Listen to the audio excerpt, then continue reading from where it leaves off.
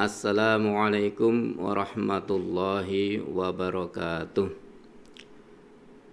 Alhamdulillah, alhamdulillahilladzi an'ama alaina bi ni'matil iman wa hadana ala dinil Islam. Asyhadu an la ilaha illallah wahdahu la syarikalah al-malikul quddus salam wa asyhadu anna Muhammadan abduhu wa rasuluh khairul anam. Allahumma sholli wa sallim wa barik ala sayyidina Muhammadin wa ala alihi wa ashabihi ajma'in, amma ba'd.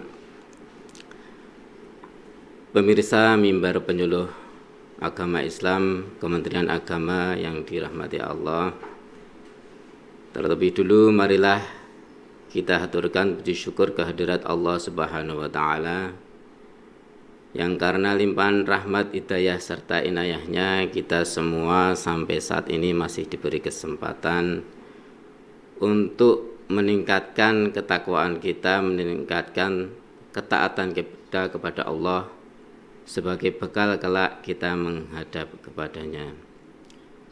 Salawat serta salam semoga senantiasa tersanjungkan kepada junjungan kita, panutan kita Nabi Agung Muhammad sallallahu alaihi wasallam beserta keluarga dan juga para sahabat-sahabat beliau, dan semoga kita semua senantiasa dimasukkan ke dalam golongan umat beliau yang kelak mendapat syafaat, utamanya syafaatul uzma di yaumil qiyamah. Para pemirsa mimbar penyuluh Kementerian Agama yang dirahmati Allah, banyak nikmat yang telah Allah berikan kepada kita sebagai manusia, sebagai makhluknya. Namun menurut Syekh Ibnu Athaillah As-Sakandari, manusia ataupun makhluk hidup lain tidak dapat lepas dari dua nikmat yang sangat mendasar. Yang pertama yaitu nikmatul ijad. Yang kedua adalah nikmatul imdad. Nikmatul ijad yaitu nikmat yang Allah berikan kepada manusia, bahwa manusia telah diwujudkan, telah diciptakan sehingga hidup di dunia ini. Kemudian nikmatul imdad yaitu nikmat dari Allah, berupa Allah itu mencukupi semua kebutuhan kita untuk hidup di dunia ini. Nikmatul ijad, kita itu harus mensyukuri bahwa kita itu diberi kesempatan oleh Allah, diberi kehidupan hidup di dunia ini untuk memanfaatkannya sebagaimana tujuan Allah menciptakan kita di dunia ini. Allah berfirman, a'udzubillahi minasyaitonir rajim, wa ma khalaqtul jinna wal insa illa liya'budun. Dan tidaklah Allah ciptakan jin dan manusia kecuali untuk beribadah, untuk menghamba kepada Allah. Dan itulah cara kita mensyukuri nikmatul ijad dan nikmatul imdad, bahwa kita memanfaatkan kesempatan telah diwujudkan, dihidupkan di dunia ini, dan telah dipenuhi kebutuhan hidup kita dengan menghamba kepada Allah. Dan Allah juga berfirman, alladzi khalaqal mauta wal hayata liyabluwakum ayyukum ahsanu amala. Yang intinya bahwa Allah itu menciptakan mati dan hidup itu untuk menguji kita manusia, siapa di antara kita yang paling baik amalnya. Jadi di dunia ini, hidup ini adalah tempat kita beramal dengan tujuan menghamba kepada Allah. Dan karena manusia itu meliputi dua aspek. Yang pertama aspek zahiriyah, yang kedua aspek batiniyah. Maka manusia beramal kepada Allah juga melalui dua aspek tersebut. Ada amal zahiriyah, amal yang dilakukan dengan anggota badan yang bisa dilihat, seperti orang bersedekah, orang sholat itu bisa dilihat, orang membantu orang lain bisa dilihat. Dan amal yang sifatnya batinnya atau amalan hati, yang itu tidak semua orang bisa menangkap bahwa orang itu sedang melakukan amalan hati, kecuali Allah dan dirinya sendiri. Seperti kita ikhlas, itu sulit orang menangkap keikhlasan kita. Bisa jadi ada orang pergi ke masjid berjamaah, tapi apakah benar dia ikhlas? Kalau secara zahir kita melihat dia sholat di masjid, selalu berjamaah, tapi bisa jadi dia melupakan amalan batin yang berupa ikhlas, karena dia ke masjid hanya ingin pencitraan, ingin dia dianggap orang yang rajin ke masjid, karena bisa jadi dia akan mencalonkan diri menjadi lurah atau dan lain sebagainya yang sifatnya tujuan selain Allah. Dan jika itu tujuannya selain Allah di hati, maka amalan hatinya itu tidak benar, tidak ikhlas. Padahal Allah menyuruh kita itu untuk beribadah dengan ikhlas.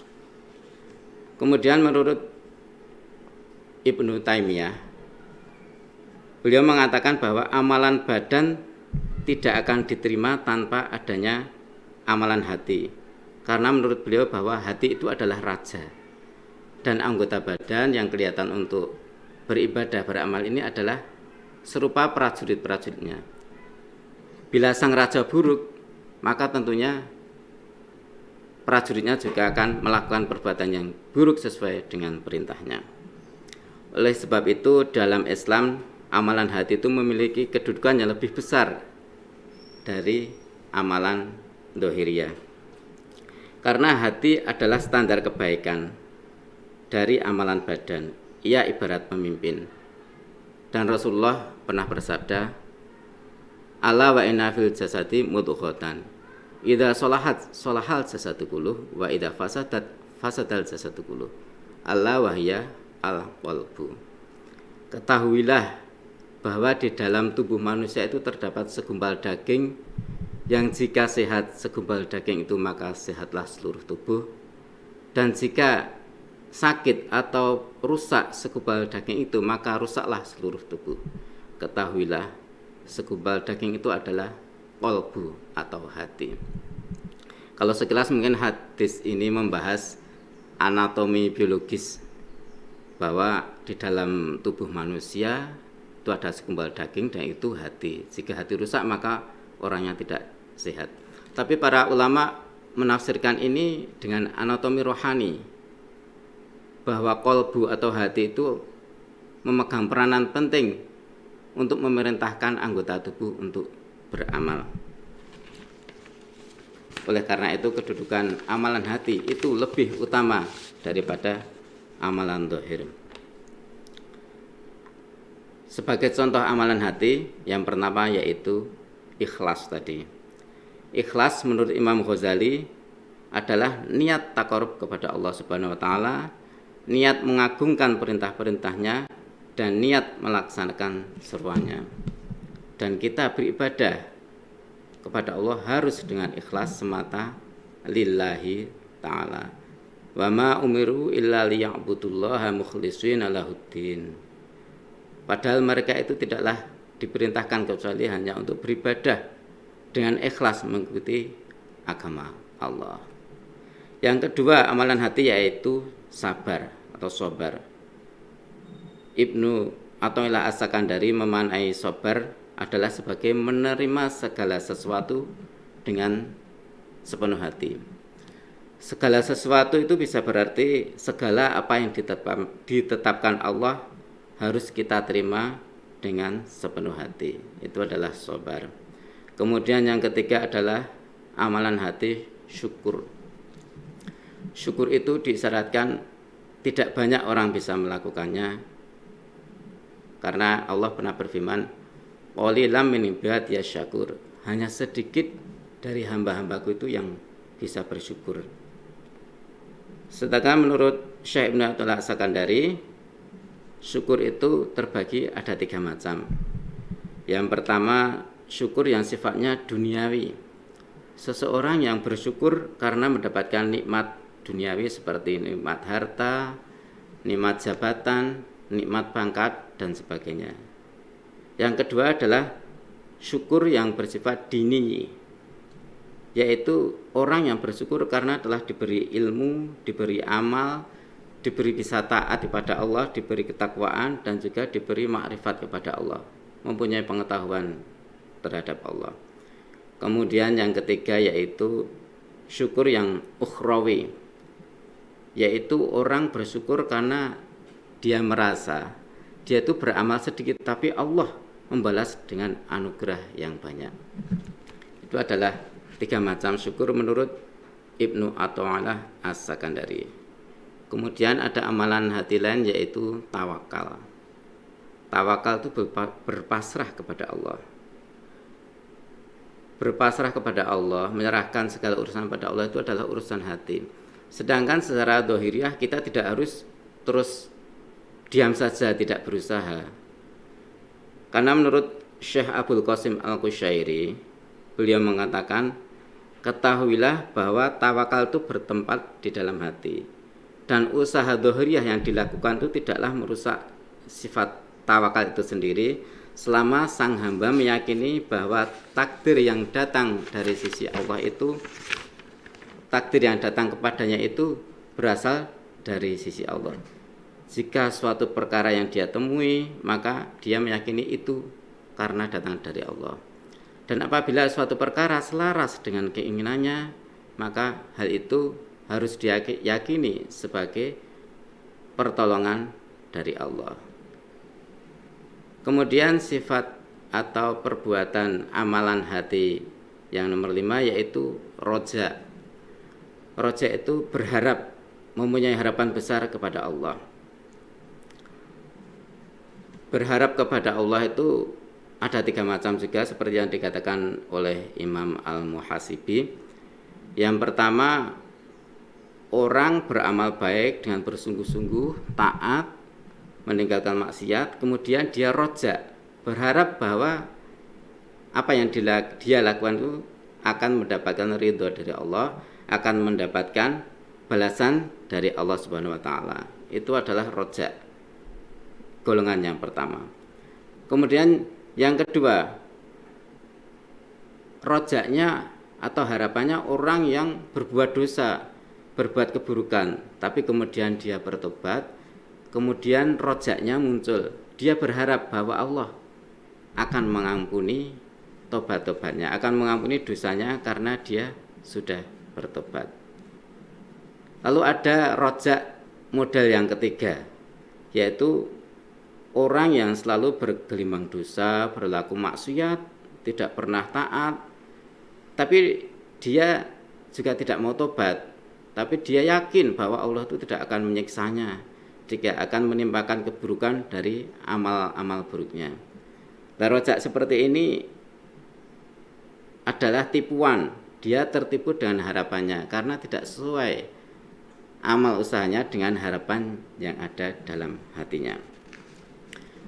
Para pemirsa mimbar penyuluh Kementerian Agama yang dirahmati Allah, ada suatu hadis, suatu riwayat yang menjelaskan, menggambarkan betapa kedudukan amaliyah hati itu kadang-kadang melebihi amalan dohriyah, yaitu riwayat yang diriwayatkan oleh Anas bin Malik. Dia berkata bahwa suatu ketika para sahabat sedang duduk-duduk bermajlis dengan Rasulullah. Kemudian tiba-tiba Rasulullah bersabda, sebentar lagi akan datang seorang ahli surga. Para sahabat kemudian menunggu, lalu datanglah seseorang yang wajahnya itu basah, mukanya basah, jenggotnya basah, seperti habis berwudu. Kemudian dia masuk ke situ menenteng sandal. Jadi orangnya sederhana sekali, tidak tampak seperti ulama atau apa.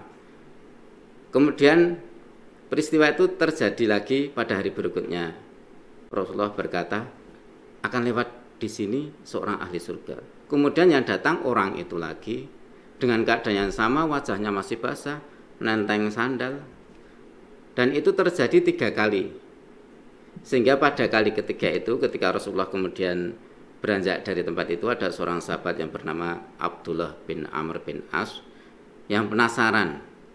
Kemudian sahabat Abdullah itu mengejar orang itu, orang yang dikatakan Rasulullah ahli surga tadi. Wahai saudaraku, sesungguhnya aku ini sedang ada masalah dengan ayahku. Aku tidak ingin pulang ke rumah selama 3 hari. Bolehkah aku menumpang tidur di tempatmu? Dan ternyata orang itu memperbolehkan. Oh, silahkan. Kemudian sahabat Abdullah bin Amr bin As kemudian menginap di tempat orang yang dikatakan Rasulullah ahli surga itu, dengan tujuan ingin mengamati keseharian orang itu. Kenapa? Punya amalan apa dia sehingga Rasulullah mengatakan bahwa dia itu ahli surga. Setelah 3 hari diamati, siang malam juga ternyata orang itu nggak pernah sholat malam. Ibadahnya standar-standar saja. Hanya saja kalau dia terbangun malam itu dia sering nyebut, sering berzikir, dan ucapan-ucapannya itu selalu baik. Itu terjadi selama 3 hari. Dan menurut Abdullah bin Amr, dia belum menemukan amalan-amalan yang istimewa dari orang itu. Sampai akhirnya dia pamit dan berterus terang, wahai saudaraku, sebenarnya aku itu tidak ada masalah dengan keluargaku, dengan ayahku. Aku hanya ingin mengetahui apa amalanmu, makanya aku ingin menginap di tempatmu selama 3 hari. Aku ingin melihat Anda itu punya amalan istimewa apa, sehingga Rasulullah setiap kali Anda datang ke situ mengatakan akan datang seorang ahli surga. Tapi mohon maaf, saya tidak melihat yang istimewa dari amalanmu. Lalu orang itu berkata, wahai Abdullah, sesungguhnya amalanku ya cuma itu saja, seperti yang Anda lihat. Dan saat itu menurut Anas bin Malik, sahabat Abdullah itu sempat meremehkan. Oh, ternyata hanya seperti itu amalnya. Lalu apa yang istimewa? Kayak itu aku juga bisa. Tapi kemudian orang itu berkata, tapi demikian saudaraku, dalam hatiku ini tidak pernah terbersit untuk menipu orang atau berbuat curang demi kepentinganku. Oh gitu. Terus yang lain, selain itu, kata orang itu, bahwa di hatiku ini tidak pernah terbersit rasa iri kepada nikmat orang lain. Tidak pernah merasa iri terhadap nikmat yang diberikan Allah kepada orang lain, karena aku merasa semua nikmat itu sudah dijatah oleh Allah. Mendengar itu, sahabat Abdullah bin Amr kemudian berkata, oh itulah mungkin keistimewaannya, karena kami semua belum bisa melakukan mempunyai hati yang seperti itu seikhlas Anda. Tidak ada iri, tidak pernah ada rasa ingin memanfaatkan orang lain. Mungkin itu yang membuat Anda menjadi ahli surga. Para pemirsa Mimbar Penyuluh Kementerian Agama yang dimuliakan Allah, demikian tadi sekelumit sedikit gambaran tentang apa yang dinamakan amalan hati, yang itu ternyata menjadi pondasi bagi setiap orang untuk melakukan amalan yang bersifat dhahiriyah. Semoga kita semua oleh Allah diberi hati yang selamat dari penyakit-penyakit hati, dan diisi oleh Allah dengan sifat-sifat yang mulia, sehingga kita selalu bisa mempunyai amalan-amalan hati yang kelak bisa untuk bekal kita menghadap Allah Subhanahu wa taala. Demikian dari saya, tentu banyak kekurangannya. Saya mohon maaf yang sebesar-besarnya. Wallahul muwaffiq ila aqwamit thoriq. Assalamualaikum warahmatullahi wabarakatuh.